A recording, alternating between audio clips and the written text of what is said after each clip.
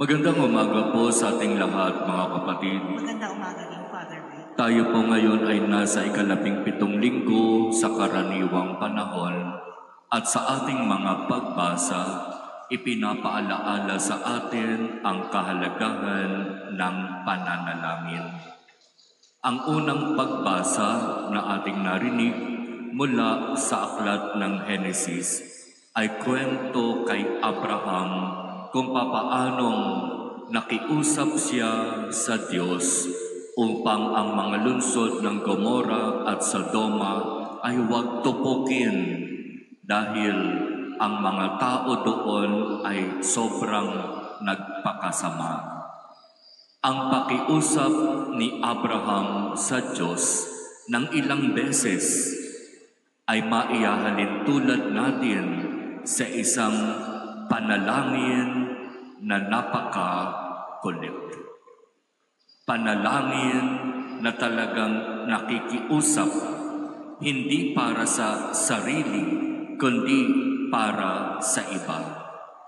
Ang ipinapakiusap ni Abraham sa Diyos ay para sa mga mamamayan ng lungsod ng Gomora, na huwag naman sanang tupukin, wasakin ang lungsod na ito, kahit na ito'y nagpakasama at tumalikod sa Diyos.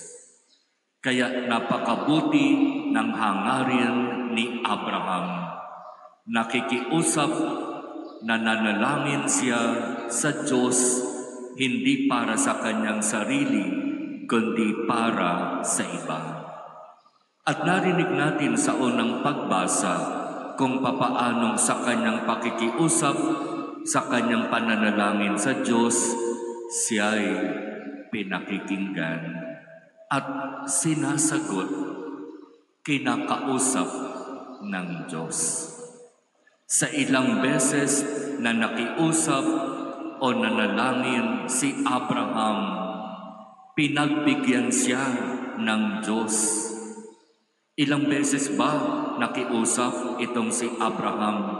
Nagsimula sa pakiusap na kung meron pong 50 mabubuting tao sa lungsod ng Sodoma at Gomora, tutupukin ba ninyo ang lungsod kahit mayroong 50 mabubuting tao doon? Hindi ko tutupukin alang-alang sa 50 mabuting tao na iyon. At nakipagtawaran si Abraham, di ba? Paano po kung 45 na lang ang natitirang mabuti? Papaano po kung 30 na lang? Papaano po kung 20 na lang? Kung 10 na lang po ang natitira? Ilang beses nakiusap, nanalangin si Abraham. Pero wala na siyang magawa pa, nahihiya na siyang makiusap sa Diyos. Kaya matapos alisin ang iilang taong natirang mabuti, ito yung kamag-anak ni Abraham, si Lot at yung kanyang kasama. Matapos silang umalis doon sa lungsod na yun, umulan ng apoy. Tinupok ang mga lungsod ng Gomora at Sodoma dahil hindi nakatagpo ang Diyos ng kahit 10 na taong mabuti. Kung minsan sa ating pananalangin sa Diyos, dapat handa tayo sa kung ano ang magiging sagot ng Diyos sa ating dasal. Kasi hindi ibig sabihin nagdasal tayo ng kung ano ang gusto nating ilapit sa Diyos, ibibigay. Kasi kung minsan, alam ng Diyos kung ano ang makabubuti, kung ano ang makakasama. Kung ano yung ibibigay niya ngayon at kung ano yung maaaring ibigay sa mga susunod na panahon. Dapat malinaw sa atin, sa ating pananalangin, ang Diyos ay dapat maging Diyos at tayo ay dapat maging alipin. Kailanman ilagay natin sa ating mga isip, sa ating pananalangin, hindi dapat tayo ang maging Diyos at ang Diyos ang maging alipin. Bakit? Kasi nga, sa pananalangin natin, sinasabi natin sa Diyos ang kung ano ang gusto natin, na para bang wala nang ibang pwedeng gawin ang Diyos kundi sumunod sa gusto natin. At sa ganong pamamaraan ng pananalangin, tayo ang nagiging Diyos at siya na Diyos ang nagiging alipin. Hindi po dapat ganoon ang maging pamamaraan ng ating pananalangin. At itinuturo ni Jesus sa atin, papaano pa tayo dapat manalangin? At narinig natin yan sa Ebanghelyo ngayon. Sa panalangin na itinuro sa atin ng ating Panginoon, unang-unang dapat na marinig sa ating mga bibig ang pagpupuri, ang pagkilala, ang pagpaparangal, ang pagpapasalamat sa Diyos. Ama namin, sambahin nawa ang ngalan mo. Magsimula na sana ang iyong paghahari. Pagkilala sa Diyos bilang Diyos na makapangyarihan. Siya ang Diyos at hindi tayo. Sa pananalangin, siya ang dapat na mangibabaw sa ating pagkilala bilang Diyos na makapangyarihan. Kailanman, huwag nating pangarapin na tayo'y maging Diyos. At sa ating pananalangin, dapat matuto tayong magpakababa. Sapagkat sa isang taong marunong magpakababa, ibibigay ng Diyos ang kanyang hinihingi. Kung babalikan natin si Abraham sa unang pagbasa, halos hirap na hirap siyang magbitaw ng salita para makiusap sa kanyang mga lungsod na inilalapit sa Diyos.